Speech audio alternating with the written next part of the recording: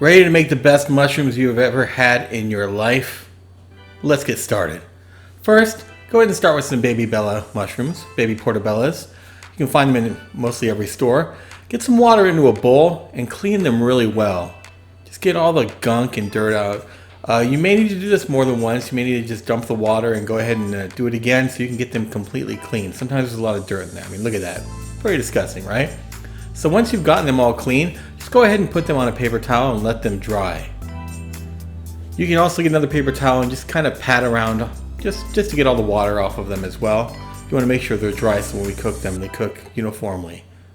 Next, go ahead and just cut them in small pieces. Excellent. So once you've gotten them all cut in small pieces there, this is very easy and it's amazing how great it is. Get some olive oil in a preheated pan on I'd say like a medium. And what we're going to do is we're going to go ahead and just coat them all in that olive oil, flip them, move them around through spatula. What's going to happen is the heat's going to eventually draw the water out of those mushrooms. And while it's in this process, we can go ahead and add some salt as well to your liking.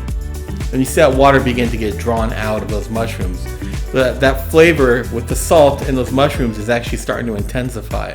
And look at that, the color's starting to come there. Things are looking a lot better and a lot more beautiful. But we are not done yet, are we? Once we get to about this point here, we're going to go ahead and add a pat of butter. Once we've done that, go ahead and get that butter melted.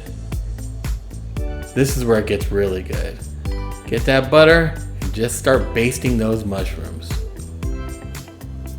Nice and beautiful. Look at that. Look at that color. And when it's all done, you're going to love it. Go ahead and plate them once we get them done and add a little bit of green onion. And that's it. Serve it at any dinner. Your guests, including you, are going to love it. This is such an easy mushroom dish, and I guarantee you it's one of the best you'll ever have. Thank you so much for watching.